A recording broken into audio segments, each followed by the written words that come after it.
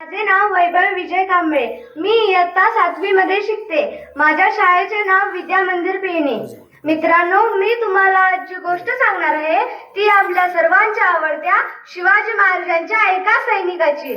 माझ्या गोष्टीचं नाव आहे नियमप्रिय सावळ्या तांडेल. नियमप्रिय सावळ्या तांडेल.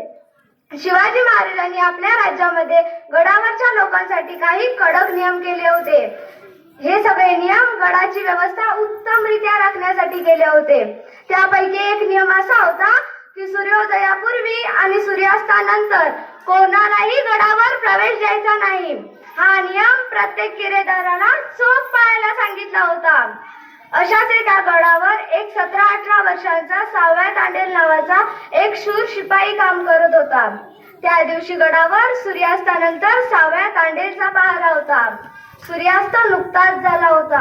आजूबाजूला सगळं अंधारू लागलं होतं. तेवढ्यात दूरवरून टापांचा आवाज आला. थोड्याच वेळामध्ये एक सरदार घोड्यावरून येऊन प्रवेशद्वारापाशी उभा राहिला.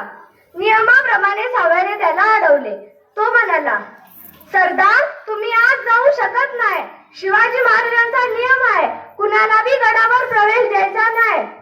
हे ऐकून त्या सरदाराने सावळ्याशी बराच वेळ उज्जत घातली. तो म्हणाला, अरे सरदाराला अडवतोस? मी जर तुझी शिवाजी महाराजांकडे तक्रार केली तर तुला कामावरून काढून टाकतील. बरं, आता तुम्हाला आज सोड, मग कोणालाच काही कळणार नाही. सावळ्याला मात्र त्याचं म्हणणं काही पटलं नाही. तो म्हणाला, नाही महाराज, तुम्ही काय बी करा, मी तुम्हासनी आज सोडणार नाही म्हणजे नाही. हे ऐकून तो सरदार अजूनच रागवला.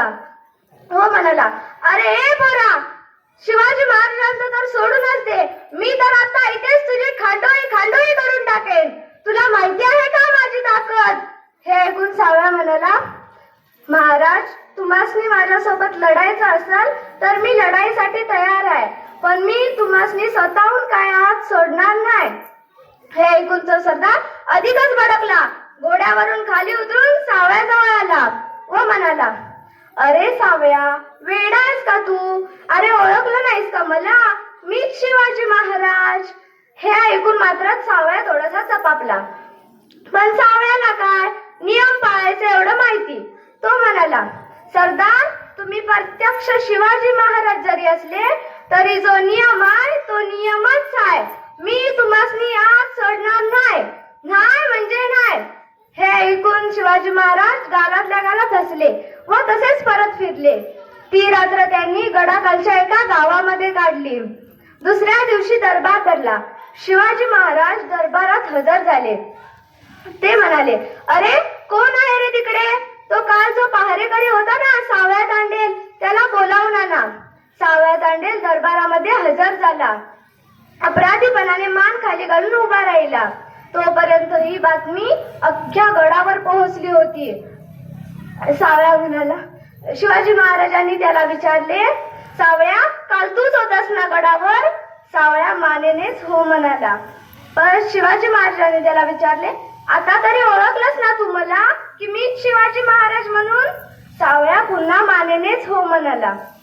शिवाजी महाराजांनी त्याला विचारले, आता बोल सावळ्या, प्रत्यक्ष शिवाजी महाराजांना अडवणाऱ्या शिपायाला काय शिक्षा व्हायला हवी असे तुला वाटते? हे ऐकून सावळ्या म्हणाला, महाराज, तुम्ही एकदा नियम घालून दिला की दिला, मग कोणीही आला तरी त्याच्यासाठी तो नियम बदलायचा नाही. मी त्याचप्रमाणे वागलो ना महाराज. आता तुम्ही महाराज आहे, तुम्हासनी जे बरोबर वाटेल ती शिक्षा मला द्या.